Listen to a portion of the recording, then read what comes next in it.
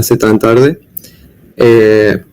Yo soy Joaquín y con mi compañera Jojo vamos a dar la clase de apoyo para el segundo parcial de análisis matemático 1.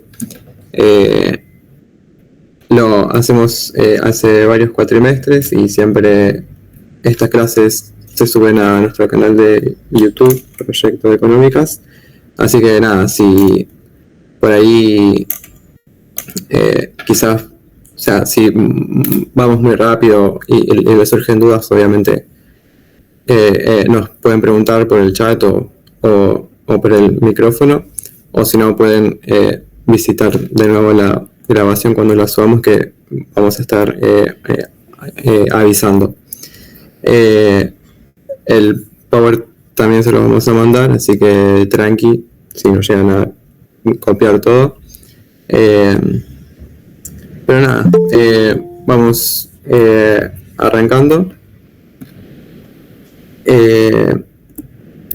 Empezamos por el quizás más fácil, la regla del L'Hopital, que nada, la podemos aplicar cuando tenemos dos funciones, f de x y g de x, y esas funciones son continuas y derivables, y tenemos un límite cuando x tiende a A o un límite cuando x tiende a infinito de f de x sobre g de x, y ese límite nos da una indeterminada 0 sobre 0 o infinito sobre infinito.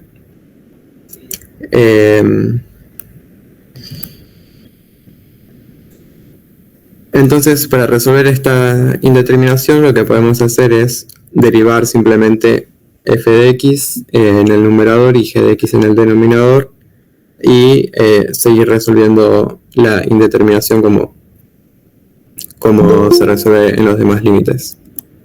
Vamos a verlo con un ejemplo. Por ejemplo, tenemos el límite cuando x tiende a 0 de x al cuadrado más 5x dividido x al cuadrado menos 2x.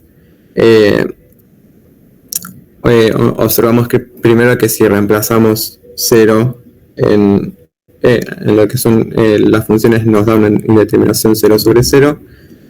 Entonces lo que podemos hacer para resolver este límite es derivar la función de arriba y derivar la función de abajo.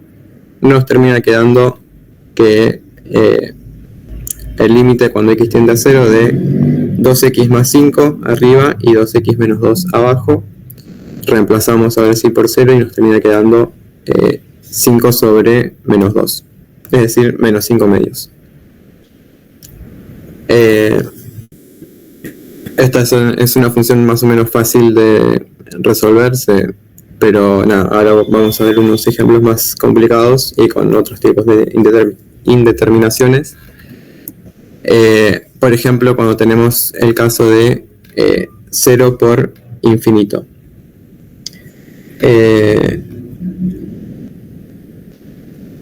Tenemos entonces este límite cuando x tiende a 0 de 1 menos e a la x por el logaritmo natural de x.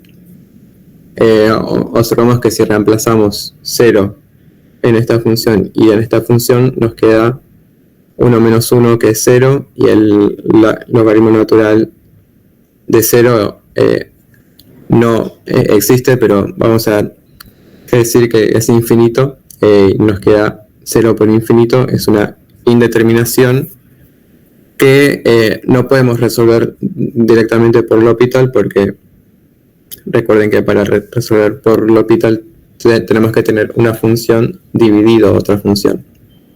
En este caso, ambas funciones están multiplicadas. Entonces, lo que podemos hacer es este truquito de llevar este 1 menos e a la x al denominador. Lo podemos llevar como 1 sobre 1 menos e a la x. Esto es lo mismo que decir ln logaritmo natural de x dividido 1 sobre 1 menos e a la x. Esto resolvemos como cualquier división, logaritmo natural de x por 1 menos e a la x por 1 menos e a la x, y esto es 1 por 1 abajo, nos queda 1. Nada, son no como para demostrar que no estamos cambiando nada, estamos simplemente reescribiendo esta multiplicación como una fracción. Entonces nos queda así, y ahora sí podemos aplicar L'Hopital arriba y abajo. La derivada del logaritmo natural de x es 1 sobre x, y la derivada de esto es como si tuviéramos 1 menos e a la x a la menos 1, el menos 1 baja multiplicando, y el exponente se transforma en un menos 2,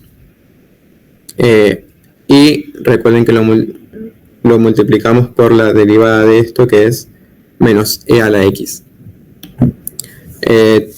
Tenemos dos signos negativos que se cancelan.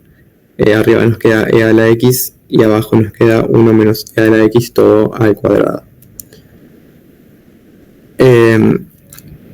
Reescribimos esto para que nos quede todo en una sola fracción. Esto es como si tuviéramos 1 sobre x dividido e a la x sobre 1 menos e a la x al cuadrado. Lo resolvemos y nos termina quedando esto. Arriba en el numerador nos queda 1 menos e a la x al cuadrado, y abajo en el denominador nos queda x por e a la x. De nuevo, si reemplazamos, vemos que nos vuelve a quedar una indeterminación 0 sobre 0. Por lo tanto, tenemos que aplicar otra vez L'Hopital. Si nos sigue quedando una indeterminación, ya sea 0 sobre 0 o infinito sobre infinito, hay que seguir aplicando L'Hopital cuantas veces sea necesario. Así que lo aplicamos otra vez.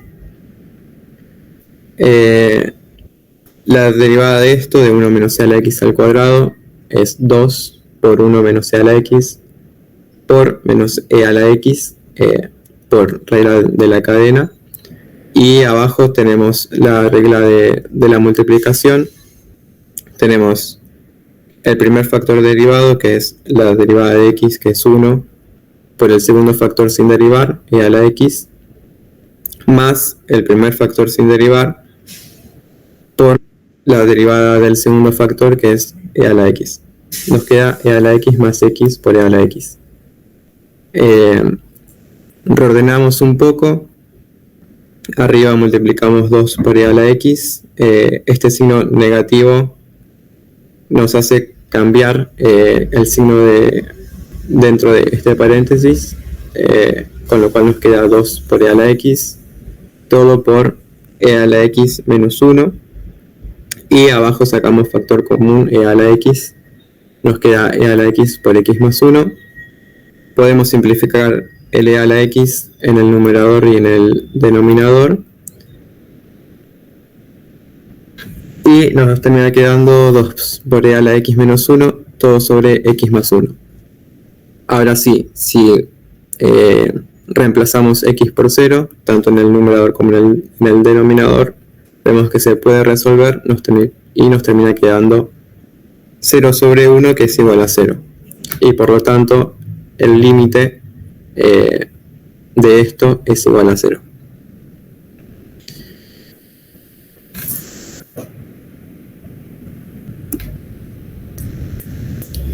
Tenemos después otro tipo de indeterminación, que es infinito menos infinito.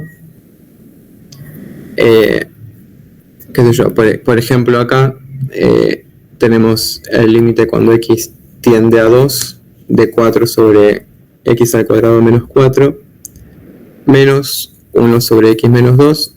Vemos que si reemplazamos la x por un 2, nos termina 4 sobre 0, que es infinito, menos 1 sobre 0, que es infinito, y es una indeterminación infinito menos infinito. Para resolver este tipo de indeterminaciones, si tenemos dos fracciones que se están restando, resolvemos esa resta como cuando restamos cualquier tipo de fracción y vemos a qué llegamos. Primero lo que hicimos acá fue factorizar este x al cuadrado menos 4 por x menos 2 por x más 2 es la diferencia de cuadrados, y vemos que tanto en esta primera fracción como en la segunda comparten el x menos 2 en el denominador. Entonces, para que tengan un mismo denominador y podamos hacer la resta, a la segunda fracción la multiplicamos por x más 2 sobre x más 2 y de esa manera nos queda el mismo denominador y resolvemos la resta. Nos queda entonces en el numerador 4 menos paréntesis x más 2 sobre x menos 2 por x más 2.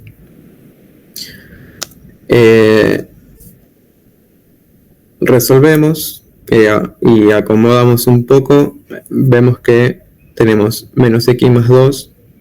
Esto podemos sacar factor común menos 1 y nos queda menos paréntesis x menos 2, y de esa manera podemos simplificar el x menos 2 en el numerador con el x menos 2 en el denominador. Y nos termina quedando el límite cuando x tiende a 2 de menos 1 sobre x más 2. Ahora sí podemos reemplazar el x por el 2 y nos termina quedando que el límite es igual a menos un cuarto.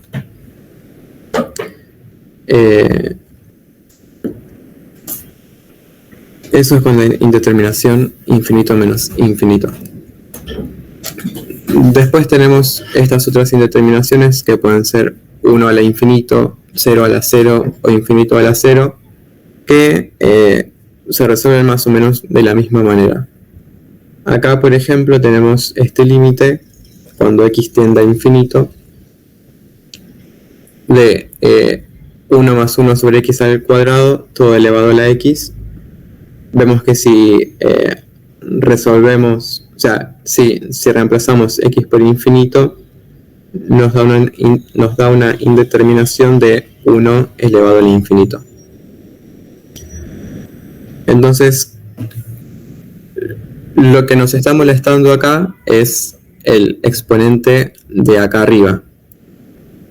Y una manera que tenemos de bajarlo es aplicando el logaritmo natural, que por propiedades del logaritmo, si hay un exponente, ese exponente baja multiplicando. Entonces, llamamos a este límite, lo llamamos L, todo esto va a ser igual a L, y aplicamos el logaritmo natural en ambos lados de la igualdad. Entonces tenemos que el logaritmo natural de L es igual al logaritmo natural del límite. Y una vez más, por propiedades de los límites, tenemos que el logaritmo natural del límite es igual al límite del logaritmo natural. ¿Qué quiere decir esto? Que al logaritmo natural los podemos meter adentro y que sea el límite cuando x tiende a infinito del logaritmo natural de esta función. Ahora sí podemos bajar esta x multiplicando y nos termina quedando el límite cuando x tiende a infinito de x por el logaritmo natural de 1 más 1 sobre x al cuadrado. Y una vez más, como hicimos en un ejemplo anterior, acá si reemplazamos x por infinito, vemos que nos queda 0 por infinito como nos quedaba antes. Y hacemos lo mismo para aplicar L'Hopital, sí o sí tiene que estar una función dividiendo a otra función. Entonces a esta x la mandamos al denominador como 1 sobre x.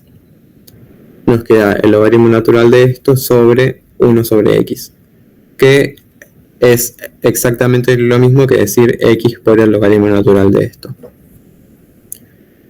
Ahora sí, tenemos f de x sobre g de x, aplicamos L'Hopital, derivamos el numerador, derivamos el denominador y nos queda esto. Recordemos que la derivada del logaritmo natural es 1 sobre lo que esté adentro en el argumento del logaritmo por la derivada del argumento. Tenemos entonces 1 sobre 1 más 1x al cuadrado por la derivada de esto, que es menos 2 sobre x al cubo. Y abajo tenemos 1 sobre x, que su derivada es menos 1 sobre x al cuadrado.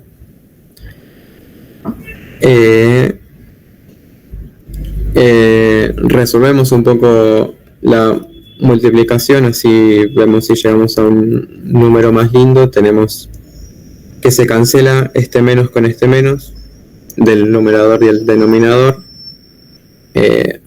Multiplicamos por x al cubo a todo esto, multiplicamos 2 por 1, nos queda 2 sobre x al cubo más x sobre 1 sobre x al cuadrado. Lo pasamos todo a una misma fracción, nos queda 2 por x al cuadrado arriba en el numerador, y en el denominador nos queda x al cubo más x por 1, que es x al cubo más x. Y acá vemos que si reemplazamos x por infinito, nos queda una indeterminación infinito sobre infinito. Podríamos aplicar L'Hopital otra vez. Acá lo resolví como ya aprendimos, como ya vieron, resolver indeterminaciones infinito sobre infinito, que fue dividir tanto en el numerador como en el denominador por la x con el mayor exponente. En este caso, la x que tiene el mayor exponente es x al cubo. Entonces, tanto en el numerador como en el denominador, lo dividí por x al cubo. Resolvimos y nos queda 2 sobre x sobre 1 más 1 sobre x al cuadrado. Todo esto, el límite cuando x tiende a infinito. Entonces, ahora sí, tenemos este límite ya simplificado, reemplazamos x por infinito y nos termina quedando que es 0 sobre 1 igual a 0. Pero ojo que nosotros lo que calculamos acá fue el logaritmo natural del límite. El logaritmo natural del límite es igual a 0. Para calcular cuánto vale el límite, tenemos que resolver esta ecuación. Nos queda que el límite es igual a e a la 0, que es igual a 1. Es un error bastante frecuente cuando resolvemos este tipo de límites, que cuando llegamos ya a este primer resultado decimos, listo, el límite es igual a 0, y no, está mal. El logaritmo natural del límite es igual a 0, y entonces en este caso el límite es igual a e a la 0, que es igual a 1. Me ha pasado cuando cursé esta materia que varias veces cometí ese error por apurado, y nada, tengan en cuenta eso, que resolvimos el logaritmo natural. Cuando aplicamos el logaritmo natural acá en ambos lados de la igualdad, estuvimos resolviendo todo el tiempo el logaritmo natural del límite, y nada de eso. Ahora pasamos al estudio completo de una función, que les va a compartir pantalla mi compañera. Buenas. ¿Ahí se escucha bien? ¿Se escucha? Sí, se escucha. Sí, bien, perfecto. Bueno, yo les voy a dar más que nada del estudio completo de una función. ¿Se ve acá el power? ¿Sí? No, creo que sí. Bueno, básicamente en los parciales, cuando se toma el estudio completo de la función, se toma, bueno, el dominio de la función, las asíntotas, las raíces, el conjunto de crecimiento, el de decrecimiento, la ordenada, los extremos relativos y la concavidad y punto de inflexión.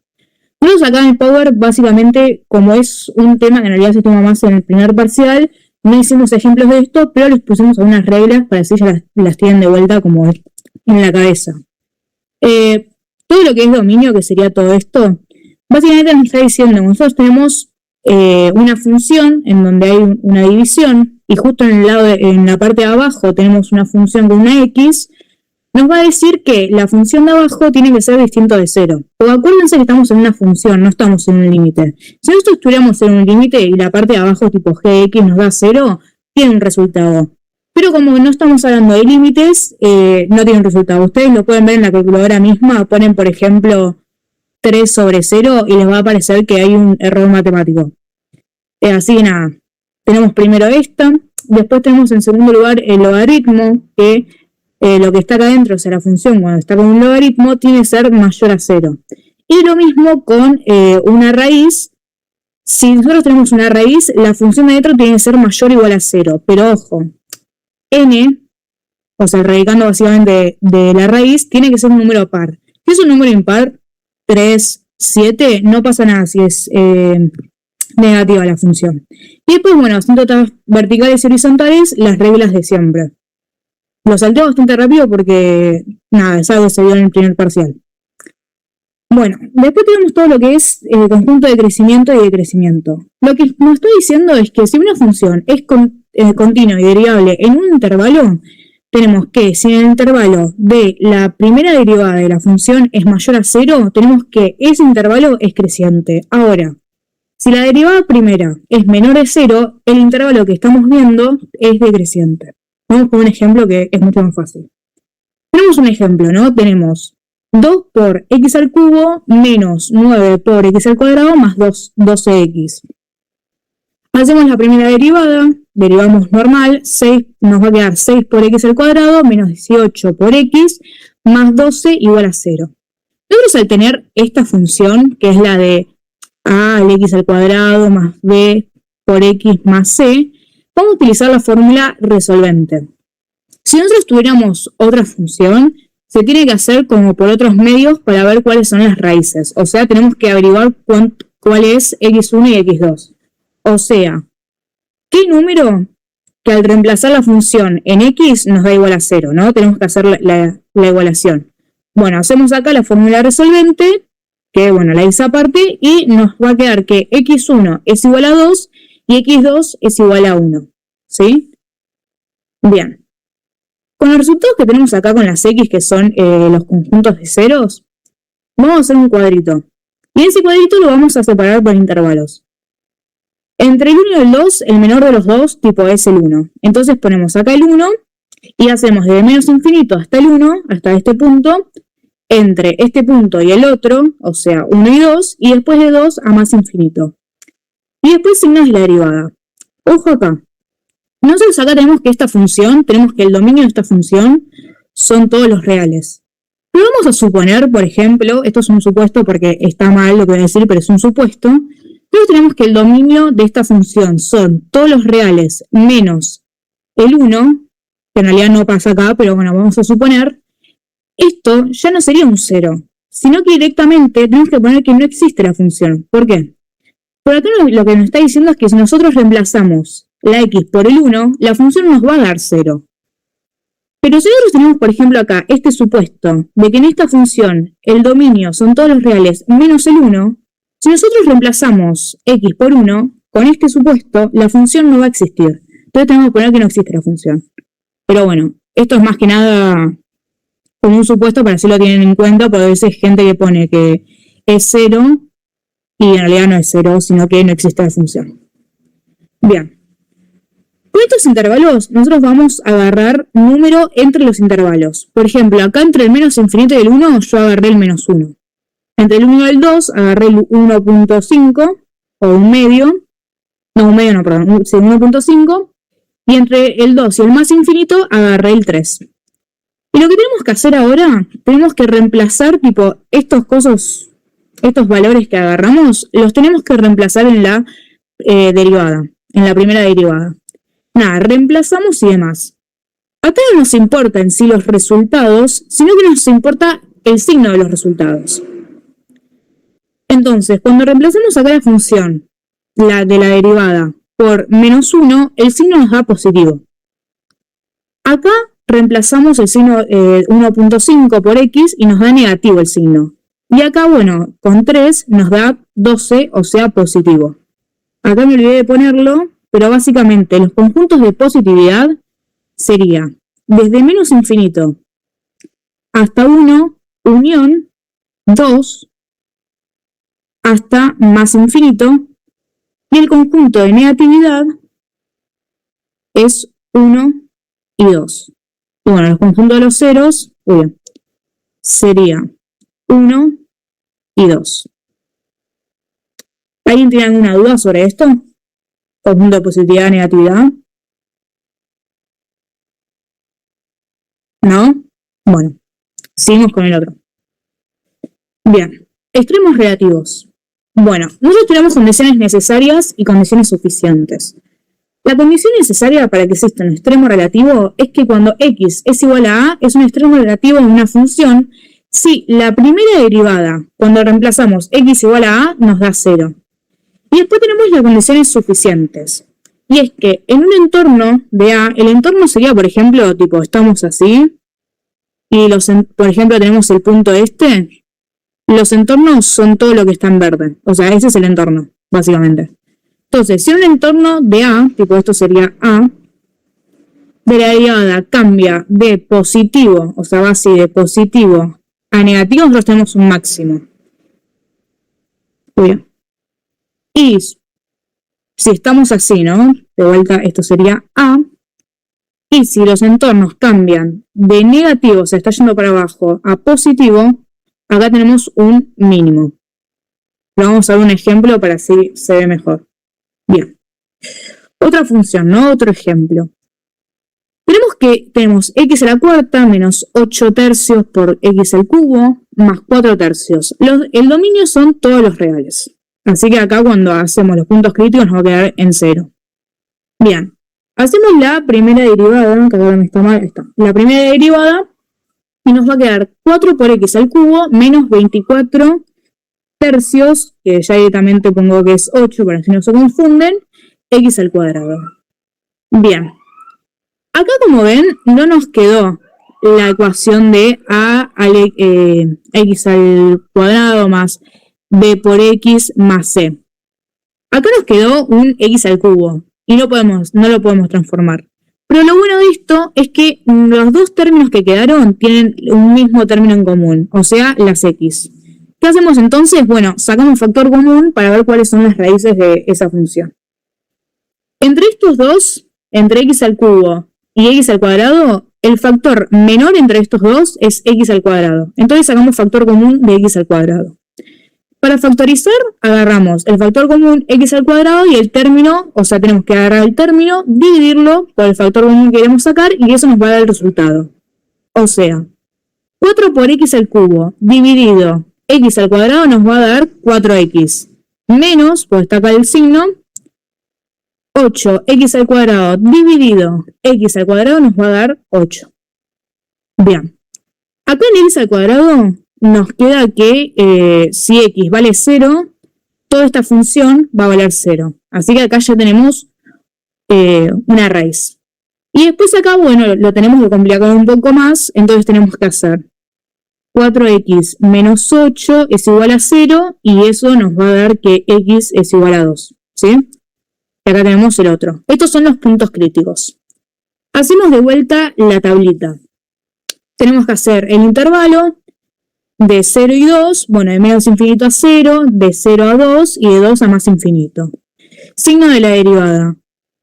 Acá, por ejemplo, agarren cualquiera, tipo, por ejemplo, pueden agarrar -1, acá pueden agarrar 1, acá pueden agarrar 3, y para hacerlo más rápido, directamente ya puse los signos de la derivada. En el intervalo de esto nos va a dar negativo, en este intervalo nos va a dar negativo, y en este intervalo nos va a dar positivo.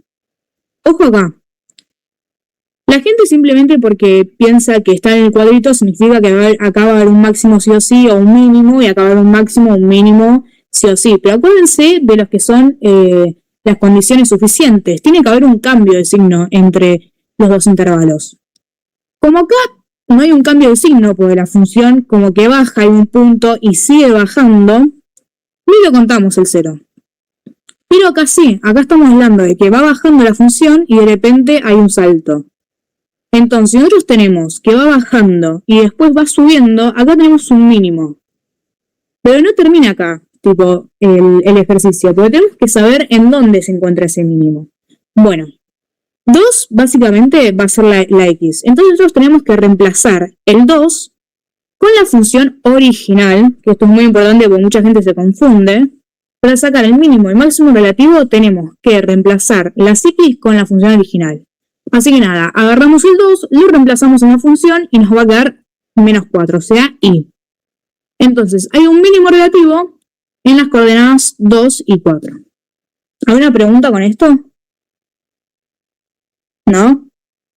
Bueno, paso. Bien, concavidad y punto de inflexión. Bueno, para la concavidad es como siempre lo mismo, la tablita, las derivadas y demás, solamente que acá vamos a utilizar la derivada segunda. Entonces, si la derivada segunda es positiva, tenemos que la función tiene una concava positiva. Y si la derivada segunda es negativa, entonces tenemos una concava negativa. ¿Sí?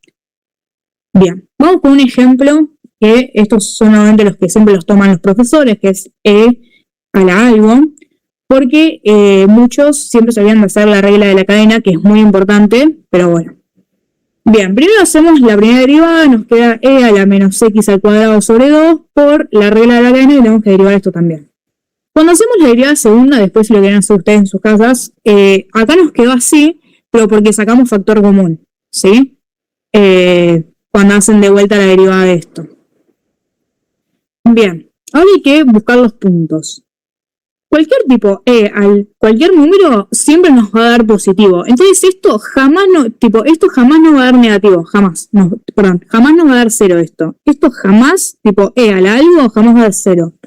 Entonces ya sabemos que por acá no tenemos que ir a ver dónde está la raíz. Tenemos que ir para acá. Bueno, como tenemos un x al cuadrado, ya sabemos que -1 más 1 tiene que ser sí o sí, tipo te va a dar 0.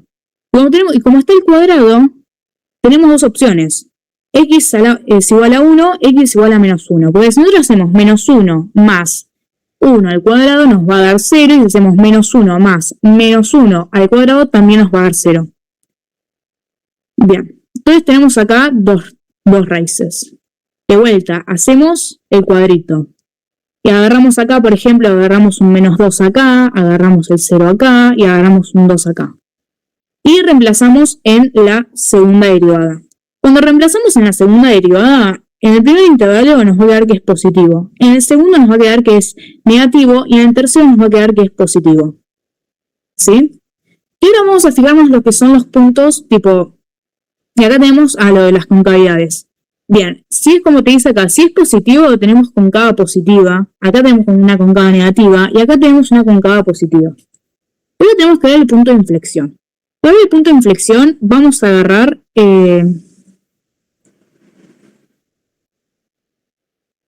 acá. Vamos a agarrar acá las coordenadas y reemplazamos. Reemplazamos e a la -1 al cuadrado, reemplazamos e a la -1 al cuadrado sobre 2, que nos va a dar e a la -1 medio. Y acá de vuelta a la -1 y nos va a dar e a la -1 medio. Esto básicamente son las i, ¿no? De cada cosa, ¿no? Ahí está. Y acá tenemos los puntos de inflexión. O sea, cuando la concava el punto de inflexión. ¿Sí? X e Y. ¿Alguna pregunta o duda sobre la concavidad de los puntos de inflexión? ¿No? Bueno, entonces los dejo de vuelta con Joa.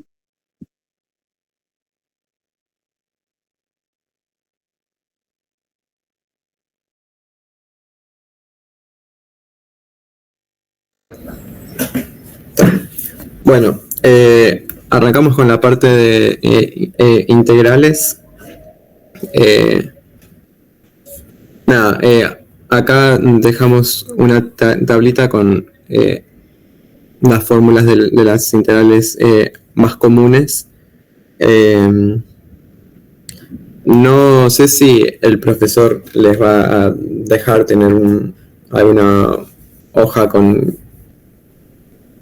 las tablas de las integrales o no sé, pero la verdad es que si practican lo suficiente varios ejercicios, al final uno se termina acordando de memoria todas estas tablas.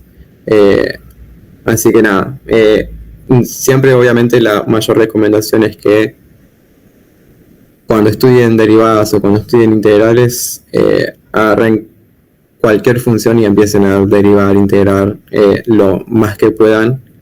Así ya el proceso les termina saliendo automáticamente y nada, eso. Siéntense y practiquen mucho, que es la mejor manera de estudiar para estas materias. Vamos a ver entonces los métodos de sustitución cuando tenemos funciones que no se pueden resolver por tabla. La primera es la de sustitución, que vamos a aplicar sustitución cuando observemos que tenemos una función a la que podemos llamar t, por ejemplo, y tenemos también la derivada de esa función que vamos a llamar dt. Acá, por ejemplo, tenemos la integral de e a la raíz de x más 1 sobre la raíz de x. Fíjense que si nosotros llamamos a la raíz de x como t y la derivamos, su derivada es 1 sobre 2 raíz de x por dx. Y fíjense que acá nos queda, o sea, acá partimos la integral en 2. Por un lado tenemos la integral de 1 sobre la raíz de x por e a la raíz de x, más la integral de 1 sobre raíz de x. Y nada, fíjense que acá en el primer término tenemos e a la raíz de x por 1 sobre la raíz de x, que este 1 sobre raíz de x es bastante similar a la derivada de la raíz de x, que es 1 sobre 2 raíz de x. ¿Qué nos está faltando? Este 2 de acá. Entonces, ¿cómo podemos hacer para que aparezca este 2 dentro de esta función? Básicamente podemos multiplicar a la integral por 2 sobre 2, que sabemos que 2 sobre 2 es 1, estamos multiplicando a la función por 1, no la estamos modificando para nada, pero podemos hacer un truquito, que es este 2 que está en el numerador lo vamos a dejar afuera, y este 2 que está en el denominador lo metemos adentro de la integral y nos va a quedar 2 por la integral de 1 sobre 2 raíz de x por e a la raíz de x.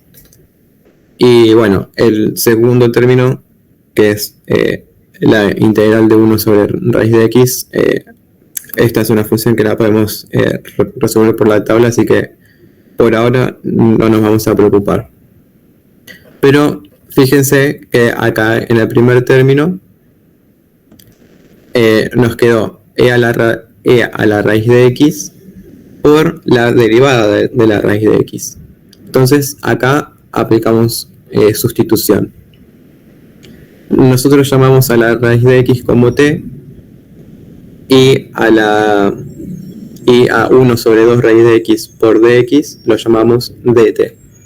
Entonces vemos que nos queda, en el primer término nos queda 2 por la raíz de e a la t por dt.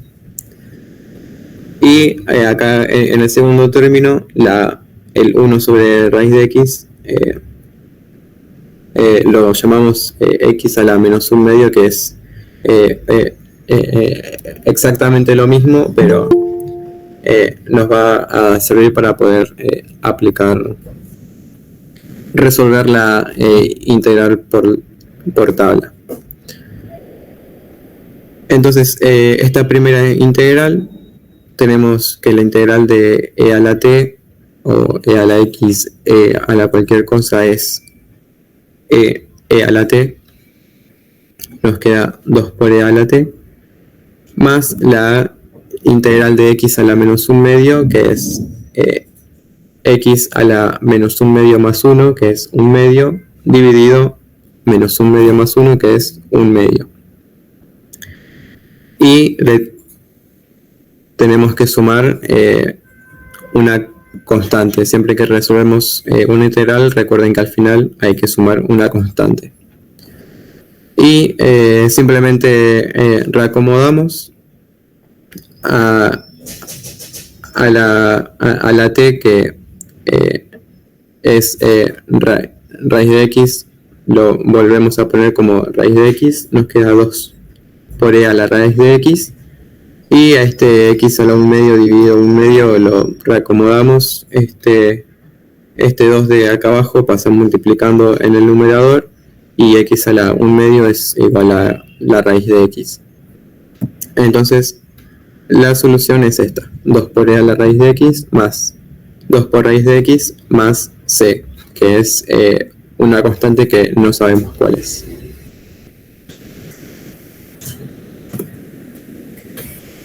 Por otra parte, tenemos el método de integración por partes. Que nada, lo podemos aplicar cuando tenemos una integral de esta forma, de la que está arriba, cuando tenemos la integral de u por db, y se resuelve aplicando esta fórmula, que a mí en el colegio, para acordármela, me la enseñaron como: un día vi una vaca vestida de uniforme. Así fue como lo aprendí yo. Después hay otras maneras, pero nada, igual como dije antes, si se sientan a practicar muchas integrales, al final se lo van a acordar de memoria y les termina saliendo súper, terminan resolviendo los ejercicios automáticamente con los ojos cerrados. Y nada, entonces tenemos, por ejemplo, esta integral, que tenemos una función algebraica multiplicada por una función logarítmica, y acá surge otro tema, que es cuál es mi u y cuál es mi db. Igual hay varios profesores que te enseñan distintas reglas para elegir cuál va a ser tu u, cuál va a ser tu db. Yo la aprendí como i la t. Quizás puede cambiar alguna que otra letra según el profesor, pero yo la aprendí así, y es el orden de prioridades: inversa, logarítmica, algebraica, trigonométrica y exponencial. Acá entonces dijimos que tenemos una algebraica multiplicada por una logarítmica. Vemos que como tiene prioridad según esta escala, tiene prioridad la logarítmica por sobre la algebraica. Entonces mi u va a ser la función logarítmica y mi db va a ser la función algebraica. Resolvemos entonces du, que es la derivada de u. La derivada de un logaritmo natural es 1 sobre lo que está adentro del logaritmo multiplicado por la derivada de lo que está adentro del logaritmo. En este caso es 1 sobre 3 raíz de x, no, 1 sobre 3 por x por 3 de x. Y esto simplemente es, simplificamos el 3 con el 3, nos queda 1 sobre x de x. Esa es la derivada de la u. Y acá nosotros tenemos la derivada de b, que es esta función algebraica, y tenemos que hacer el proceso inverso. Tenemos que encontrar b. Tenemos que integrar esta función que se resuelve por tabla. Nos queda entonces que b es igual a menos 6 por x a la cuarta más 3 por x al cuadrado. Y teniendo ya esta tablita, simplemente reemplazamos todos estos valores en la fórmula de arriba y tenemos u por b, que es menos 6x a la cuarta más 3x cuadrado, todo multiplicado por el logaritmo natural de 3 a la x, menos la integral de b por du, que es esto de acá. En el primer término no podemos hacer nada para simplificarlo, así que lo vamos a dejar así tal cual como está.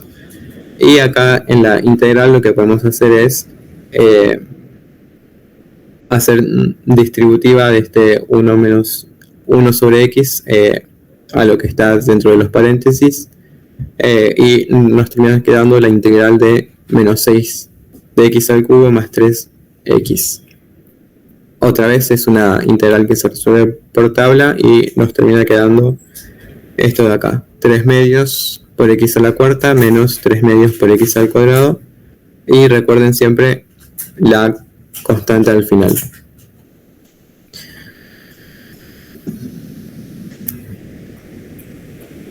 Por otro lado tenemos lo que son las integrales definidas, que sirven para calcular el área debajo de alguna función o el área que esté dentro de la intersección entre dos funciones.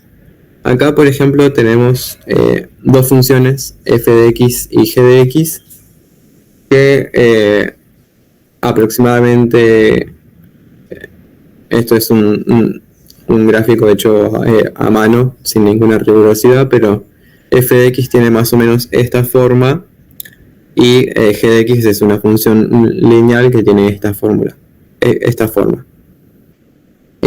de una recta. Y tenemos que hallar cuál es el área entre estas dos funciones. Es decir, este pedacito que está acá, tenemos que hallar el área. ¿Cómo lo hacemos? Bueno, primero calculamos cuáles son los puntos en los cuales estas funciones se cortan entre sí. Tenemos dos puntos, uno acá y uno acá. ¿Cómo los calculamos? Igualamos estas dos funciones. Cuando estas dos funciones se cortan es porque valen lo mismo. Entonces, nada, tenemos 4 sobre x menos 4 va a ser igual a x menos x más 9. Pasamos este x menos 4 multiplicando, hacemos distributiva, nos queda una función cuadrática igualada a 0. Y resolvemos por la fórmula de resolvente o por la fórmula de Bhaskara. Y nos termina quedando que las raíces son x1 igual a 5 y x2 igual a 8. Entonces, estas dos funciones se van a cortar en los puntos x igual a 5 y x igual a 8. Entonces, ¿cómo vamos a hacer para calcular esta área? Bueno, hacemos la integral definida de 5 a 8 de la recta, que nos va a calcular toda esta área de acá. Si nosotros tenemos en cuenta solamente este primer término, estamos calculando toda esta área de acá. Toda esta área de acá estamos calculando. Para calcular solamente el área que está en rojo, tenemos que restarle toda el área que está por debajo de esta función, que es esta área de acá. Entonces, calculamos el área que está en verde y le restamos el área que está en azul. El área que está en verde es la integral definida entre 5 a 8 de la función lineal, y el área que está en azul es la integral definida de 5 a 8 de esta otra función. Entonces simplemente resolvemos ambas integrales y las restamos. Tenemos, bueno, estas dos integrales. La primera, las dos integrales se resuelven por tabla. Vemos que la primera nos queda menos 1/2 de x al cuadrado más 9x, y esto lo evaluamos entre 5 y 8, y le tenemos que restar la otra integral, que nos va a quedar 4 por el logaritmo natural de x menos 4, y evaluado entre 5 y 8. En el primer término, entonces, reemplazamos a esta función x, reemplazamos por 8, y le restamos la misma función pero evaluada en x igual a 5. Y en este segundo término hacemos lo mismo con esta función. Primero la evaluamos en 8 y después le restamos la función evaluada en 5. Nos termina quedando esto de acá, y simplemente lo que hacemos es meter estos números en la calculadora. Mi recomendación es que no metan todos los números juntos, porque por ahí puede haber un error de tipeo o algo, así que vayan resolviéndolo por partes, dijo Jack el Destripador. Y nada, nos termina quedando esto de acá, menos 32 más 72 más 25 medios, etcétera, etcétera. Vamos resolviéndolo pasito a pasito y nos termina quedando que la integral es 15 medios menos 4 por logaritmo natural de 4.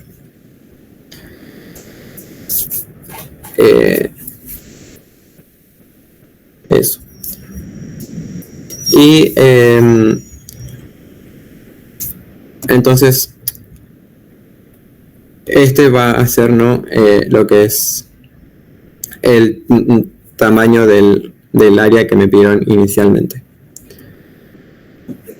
Y después tenemos lo que son las integrales impropias, que es cuando uno de los dos límites de la integral es infinito. Puede ser más infinito o menos infinito. En este caso tenemos la integral definida entre 2 y más infinito de esta función de 1 sobre x por logaritmo natural al cubo de x. Y fíjense que acá podemos aplicar sustitución. Fíjense que si nosotros llamamos una t como el logaritmo natural de x, su derivada es 1 sobre x. Y fíjense que acá en esta función tenemos 1 sobre x por 1 sobre logaritmo natural de x al cubo, todo al cubo.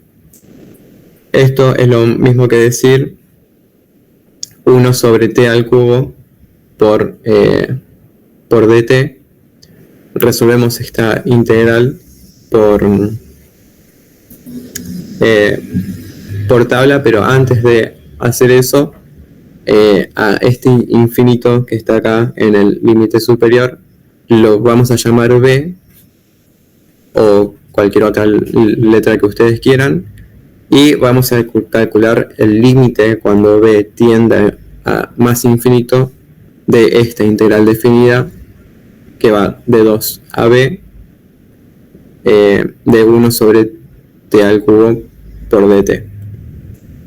Resolvemos esta integral por tabla, que es bastante sencilla.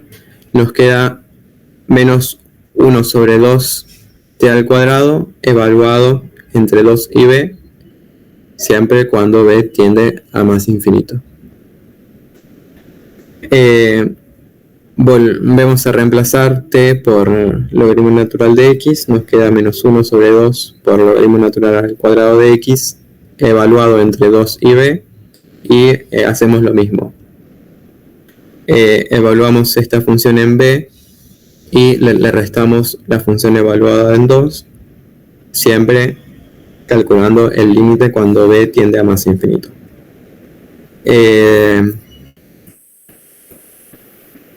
Simplemente acá lo que hicimos fue menos por menos más, y después reemplazamos directamente b por infinito. Tenemos que el logaritmo natural de infinito es infinito, nos queda 1 sobre infinito que es 0, entonces directamente el resultado de esta integral va a ser 1 sobre 2 por logaritmo natural al cuadrado de 2.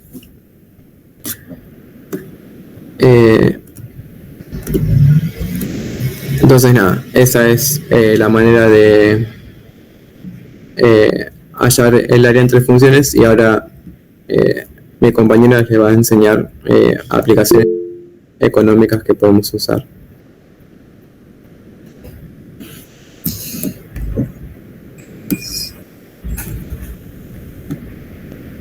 Ahí, Joa, tenés una consulta. No vi, a ver. La única forma para saber si tengo que aplicar partes o sustituciones probando. Sí, la verdad es que te tenés que fijar si podés hallar alguna t y su derivada de t. Quizá al principio es difícil darse cuenta. Uno siempre espera que en el ejercicio ya te diga resolver por sustitución o resolver por partes. Pero nada, sí, es probar, quizás hallar alguna t y que podamos encontrar su derivada y que estén dentro de la función. Nada, pero es esto, con la práctica uno se va a poder ir dando cuenta más rápido, y si no, todas las integrales que se resuelven por sustitución también se pueden resolver por partes, así que si no te llegases a dar cuenta que se tiene que resolver por sustitución, puedes resolverlo por partes. Es un poco más engorroso, pero vas a llegar al mismo resultado. No sucede lo mismo al revés. Si tenés una integral que se resuelve por partes, no la puedes resolver por sustitución. Pero nada, si es probando, no hay una regla mágica que te diga, esta función, esta integral se resuelve por sustitución, se resuelve por partes. Hay que ir probando. Genial. Bueno, ahora voy a hacer entre funciones. Voy a compartir pantalla. Hago así, compartir pantalla. Ahí está. Bueno, hay entre funciones. Tenemos dos funciones que se intersectan, ¿no?, en el punto A y en el punto B. Tenemos que la función g de x es la verde, que sería como el techo, ¿no?, de la función, y después tenemos f de x, que sería como el piso de la función. Bien, nosotros para saber el área, básicamente tenemos que hacer el último punto de intersección, o sea, b en la integral, en la parte de arriba, en la parte de abajo a, que sería la primera intersección, el techo, o sea, g de x, menos el piso, f de x. Ahora, ¿cómo se hace esto en las aplicaciones económicas? Bueno, en primer lugar, para tener en cuenta esto, es que todo lo que es económico tiene que estar en el primer cuadrante porque tiene que ser positivo. Entonces, nada más vamos a ver la intersección del B. Por lo tanto, cuando tenemos que ver el excedente del consumidor y del productor, en la parte de abajo, que sea la intersección de A, que no está, le vamos a poner un 0, ¿no? Bien. Todo lo que es el excedente del consumidor, o sea, esta parte, se saca con la función de demanda, menos el precio del punto de equilibrio, ¿no? Y todo lo que es el excedente del productor, que es toda esta parte, se saca con el precio de equilibrio menos la función de oferta. ¿Cómo sacamos el precio de equilibrio? Bueno, tenemos que sacar primero lo que es el X de equilibrio, que va a ser el punto B. Vamos a ir con un ejemplo para que se lo entiendan muchísimo más. Bien, en el ejemplo tenemos la función de la demanda, que es el precio igual a 16 menos X al cuadrado, y la función de la oferta, que es menos 1, es igual a 2X menos P. Entonces nos preguntan, bueno, ¿cuál es el exceso del consumidor y cuál es el exceso del productor? En primer lugar, hay veces que en los parciales como que les ponen esta trampita a los profesores, porque lo que siempre tenemos que hacer es igualarlo al precio, ¿no? En el momento de la demanda, el precio ya está igualado. En cambio, en la oferta no. Lo que tenemos que hacer, bueno, es igualar el precio a toda la demás función. Entonces nos va a quedar la oferta así y vamos a tratar ahora con esta ecuación, con esta oferta. Bien, lo que tenemos que hacer después para encontrar el X del equilibrio es igualar la demanda con la oferta. Nada, le igualamos 16 menos X al cuadrado igual a 2X más 1. Y todo esto lo tenemos que igualar a 0. ¿Por qué? Porque tenemos que encontrar las raíces, ¿no? Cuando X vale, cuál es el valor de X para que toda la ecuación valga 0.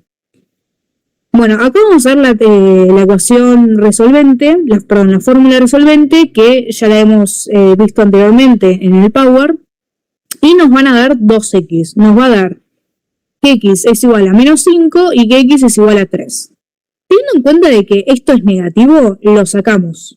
¿Por qué? Porque estamos con aplicaciones económicas. Si no estamos hablando de lo que son aplicaciones económicas, lo usamos. Pero nada, como estamos con aplicaciones económicas, si es negativo, lo sacamos. Chao. Y nos quedamos con que X de equilibrio es igual a 3. Obvio, disculpen. 3. Bueno, reemplazamos la X de equilibrio tipo el 3 a cualquiera de las dos funciones, tipo a cualquiera de la demanda o de la oferta. En cualquiera de los dos nos va a dar que es 7 el precio de equilibrio, ¿sí? Entonces ya nos quedan estas coordenadas, 3 y 7. Bien. Primero tenemos que sacar lo que es el excedente del consumidor. Entonces, agarramos la función de la demanda, ¿no? 16 menos X al cuadrado, menos el precio de equilibrio. Bueno, hacemos la ecuación, ¿no? Nos quedaría 9X menos X al cubo dividido 3. Y ahora reemplazamos con 3 y con 0. Por lo cual sacar el 3 sería el X de equilibrio y 0 porque no tenemos el primer punto de interacción. O sea, nosotros no tenemos no tenemos porque estamos en aplicaciones económicas. Bien, reemplazamos y nada, reemplazamos por 3, 9 por 3, menos 3 al cubo sobre 3, menos, bueno, todo esto, si lo reemplazamos por 0, nos va a dar 0 en sí. O sea, esto lo reemplazamos por 0 nos va a dar 0. Entonces hacemos esta cuentita y nos va a dar 18, que el excedente del consumidor es 18. Ahora vamos con el excedente del productor. Acá tenemos X del equilibrio, 0 de la primera intersección que no existe, y después tenemos el precio de equilibrio menos todo lo que es la ecuación de la oferta, menos 2X menos 1. Esto es muy importante, chicos. Acuérdense que nosotros tenemos acá menos todo lo que es la ecuación de la oferta. Por lo tanto, acá vamos a tener un menos en la oferta y este signo lo cambiamos a menos, porque este menos afecta a toda la ecuación de la oferta. Es algo que muchos se confunden, entonces en vez acá de poner un menos, pues siguen poniendo el más y está mal. Acuérdense siempre del tema de la distribución. Y nada, resolvemos esto para que nos quede mejor. Nos va a quedar 6X menos 2X al cuadrado sobre 2, que después lo tenemos que reemplazar por 3 y por 0. Lo reemplazamos por 3, nos queda menos 6 por 3 menos 2 por 3 al cuadrado sobre 2. Reemplazamos esto por 0, nos da 0. Hacemos esta cuentita y nos queda que 9 es el excedente del productor. Y nada, chicos, ¿alguna pregunta sobre esto? ¿Alguna pregunta o algo? No. ¿No? Perfecto. Bueno, repetir. Bueno, básicamente eso fue la clase de hoy. Así que no sé si tienen alguna pregunta general o algo, y si no, ya los largamos y nada. En sí, muchísimos éxitos para los parciales que vienen y tengan fe que van a poder aprobar.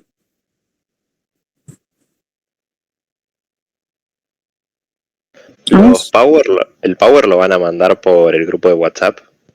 Sí, mandamos el Power por el grupo de WhatsApp y también después vamos a subir la clase a YouTube en nuestra cuenta de Proyecto Económicas. Dale, muchas gracias. Sí, y si no, hay otras clases anteriores subidas también por si quieren ir a repasarlas también por ahí. Nada, como para complementar un poco más.